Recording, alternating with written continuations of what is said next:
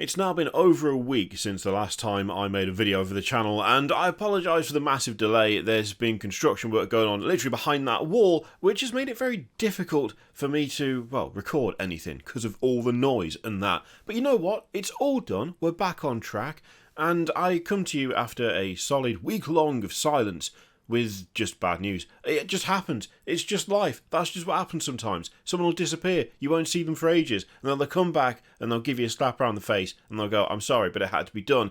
And that's what I have to do today. Not actually physically slap you. That would be assault.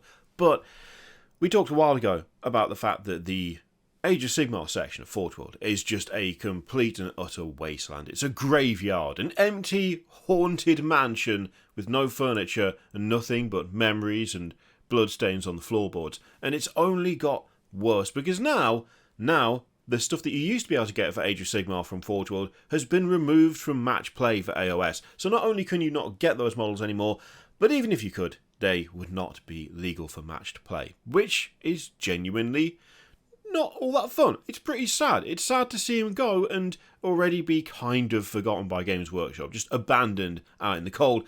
The thing is that there were still a few things available on that Forge World tab. Like, there were a few things that you could still buy, except even those are now going the way of the dodo. Yes, I'm afraid the classic 4 Greater Daemons are sold out, no longer available, and I kind of get the feeling that they're not going to be coming back. I don't know that for sure, but that's certainly how it feels given the state of this particular section of Forge World. Like, this was all that was left of the Age of Sigmar section on that site, and now there is one thing: Khorne Demon Prince and Herald. Everything else is sold out, no longer available. Not currently out of stock, no longer available. And the thing is, that makes me sad because some of these sculpts are just, I don't know, they just feel classic. They are very different animals to what is available in plastic from Games Workshop for these models. You know, we do have the Greater Daemons available in plastic, and for the most part, they look absolutely great. The Bloodthirster is maybe a little dated at this stage. The pose just isn't quite as cool as the others for a start.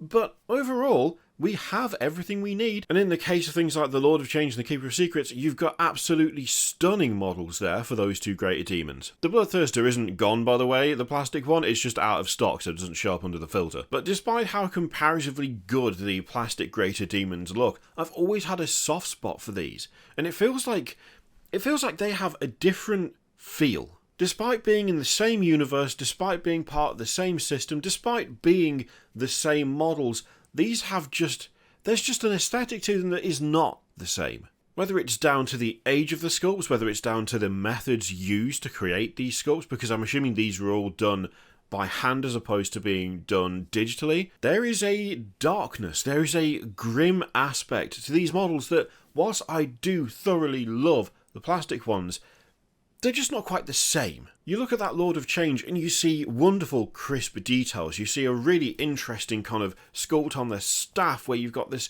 twisting, swirling section that almost seems to separate in the middle. You've got beautiful definition on all of the feathers. So many really sharp, nicely defined sections. And then you look at the Forge World one and it's kind of lacking some of that stuff in some respects. The wings, especially, whilst not being bad, are completely different, and it just has such a different feel. There's almost something more visceral about these older ones, about these resin miniatures. Just an overall darker atmosphere that I don't know whether it's just purely a result of the age of these sculpts, or whether something that has been deliberately steered away from as things have progressed over the years. Things like that whirling mass of demonic flesh and mouths and arms reaching out from that hand, that is a really spectacular detail that I absolutely love. And for all the licks of flame and interesting patterns on the plastic Lord of Change, it doesn't have anything that quite matches that for my money. The resin Lord of Change definitely looks a bit dated in some respects, but then there are certain aspects to the design that you just don't really see from Games Workshop anymore. And I know, this is technically Forge World, but it's all the same thing now, right? If anything, it feels like the Lord of Change, the Bloodthirster, the Great Unclean One as well. It feels like there's something kind of strangely understated about them. The Bloodthirster is still a giant angry demon with wings and a massive axe, but you know what? There isn't as much in the way of strange demonic fire. The pose is a bit less leaping through the air and a bit more grounded. It's also arguably a bit more static. The motion isn't quite as good on this resin one. When you look at the plastic version, it's the same story as the Lord of Change, where you've got a lot more detail. There are a lot more nice crispy edges, but there's also a significant difference in style. It feels like that more grounded approach has kind of vanished over the years. The two that I think I'll miss the most, if these are indeed gone forever and don't ever come back in stock, are the Great Unclean One and the Keeper of Secrets. I genuinely think that this Great Unclean One is effectively timeless. They obviously took a lot of inspiration from it for the plastic version, but there is just something about this model that the plastic one doesn't have. Whether it's the more subdued antlers, the way the flesh is rotted and looks like it's been eaten away. Maybe it's the fact that the sword, whilst big and scary, is pretty much just a big hunk of metal on a hilt. There's just something about it that the plastic one doesn't have. And that's not to say that the plastic one is bad. It's not a bad looking model. In fact, I really like the Great Unclean One. But again, although the foundation is the same, the aesthetic is slightly different. We've definitely moved into a more cartoony feel for this sort of thing. When you look at the sword being held here with the same kind of pommel decoration, you know, the symbol of Nurgle, there is such a vast difference in approaches. One is still rusted and pitted, but it's also ornate. It's shaped a specific way. It's full of skulls. It's a special weapon. The sword wielded by the resin Great Unclean One doesn't look special. It looks ancient. It looks mistreated, damaged. It looks incredibly plain. And the plainness of that sword, combined with the flesh of the Great Unclean One, combined with those broken antlers, it all works together to create something that is, I think, unquestionably just that bit more grim. When it comes to the Keeper of Secrets, you're just not going to hear me say anything bad about this specific one. The plastic one is fantastic. I love it. I loved it when it came out. I still love it now. I own a couple of them at this stage. I did and still do think this is an absolutely stunning miniature. One of the best that they've ever done. But it's still going to be a real shame if this does never come back. Like, there are aspects of this Keeper of Secrets that are just not the same. There are elements of body horror going on here that you just don't get with the plastic one.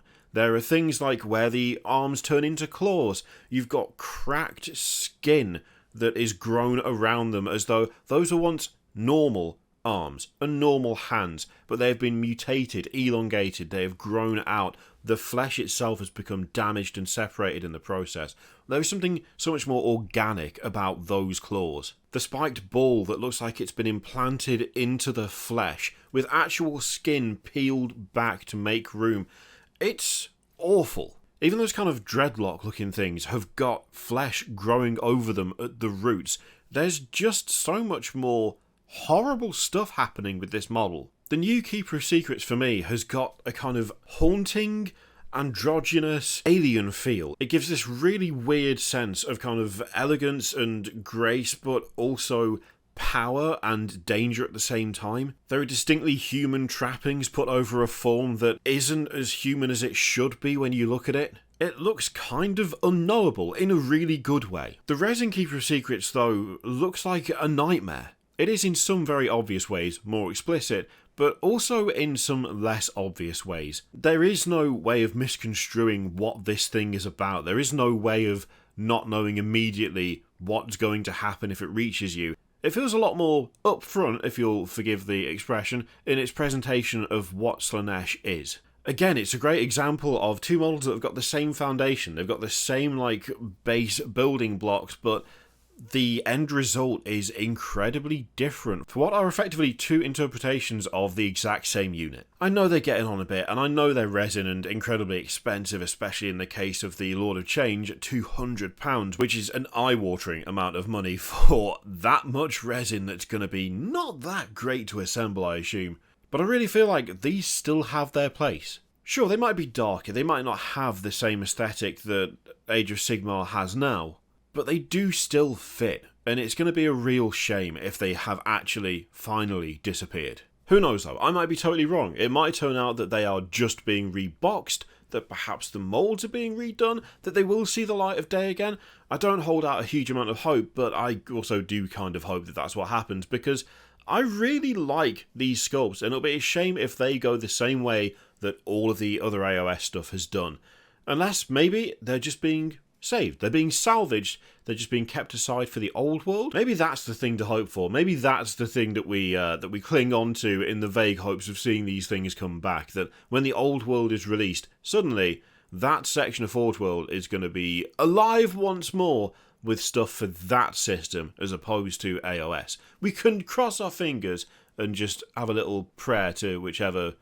I mean, whatever you feel like praying to at the time, really. It's not really my business, is it? Anyway, apologies again for the long delay between the last video and this one. Hopefully we'll be back to some sort of decent schedule. Thank you very much for sticking around and for continuing to watch and support the channel in these quiet times. Let me know in the comments which of those Greater Demons you are most fond of. In the meantime, feel free to click all the things, Patreon, videos, subscribe, and stuff. Click it if you like, don't click if you don't want to. As always, there's an affiliate link in the description for Element Games, which you can use if you would like to. I leave it in your capable hands. Thank you very much for watching. I'll see you next time.